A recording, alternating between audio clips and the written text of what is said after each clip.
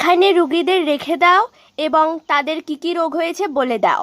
আমার নাম ব্লুই ডক্টর।